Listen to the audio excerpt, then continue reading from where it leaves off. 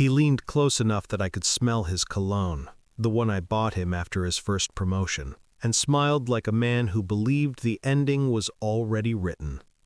"Today's my best day," he whispered. "I'm taking everything from you."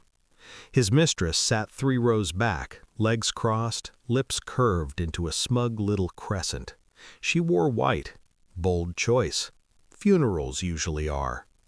I didn't flinch. I didn't blink. I waited. My lawyer's hand brushed my elbow, subtle as a trigger being cocked. "Did you do exactly what I said?" he murmured. I nodded once. "Good," he said. "The show starts now." I used to believe in beginnings. Ours was soft, accidental. Coffee spilled on my dress, laughter, long conversations that felt like home. He was ambitious, charming in that effortless way men use when they want to be admired. I liked that he listened when I spoke, or at least I thought he did. We built a life that looked solid from the outside. House, promotions, vacations staged for photos. I supported him without keeping score. I made myself smaller so his wins could feel bigger. Love does that. It edits you. By the time I realized I was the footnote in my own marriage, the ink was already dry. It started with silence, not absence, silence. His phone face down, a laugh he didn't share, late nights with no explanations, just conclusions. I noticed the way he guarded his schedule like a classified document, the way he flinched when I touched his arm, as if intimacy had become a liability. I didn't accuse, I observed. Then came the message, not a confession, worse, a calendar invite accidentally synced to the home tablet. Dinner, her name, a hotel I recognized because I had booked it for our anniversary once. I felt the betrayal like a clean cut.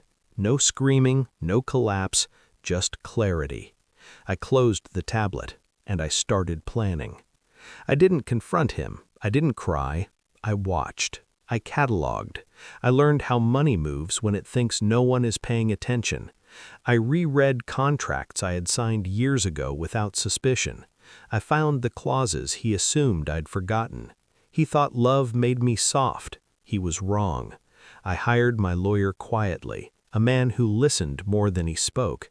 When I laid everything out, he smiled, not kindly, but appreciatively. "You don't want revenge," he said. "You want justice that hurts." "Yes," I said, "precisely." We moved slowly. That's the secret people don't understand. You don't rush a downfall. You prepare the ground so it collapses under its own weight. I let him file first, let him believe he was in control. He asked for everything: assets, accounts, the house.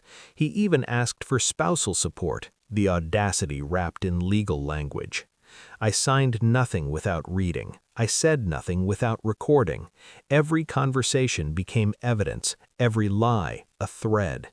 And her, she helped without knowing it. Public appearances, social media posts, a careless boast at a fundraiser where my friend happened to be on the board. Timelines don't lie. People do. By the time we reached the courthouse, my silence had become a weapon.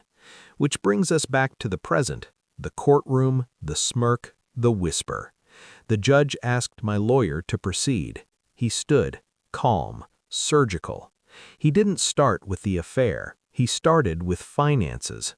Offshore accounts my husband had forgotten to disclose, transfers disguised as consulting fees, a business registered in my name without my consent, carrying debt he planned to hand me like a poisoned gift. I watched my husband's smile falter, just slightly, like a crack in glass.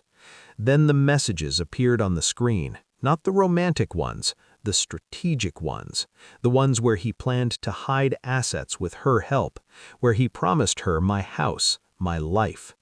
The mistress stopped smiling. My lawyer paused, turned to the judge.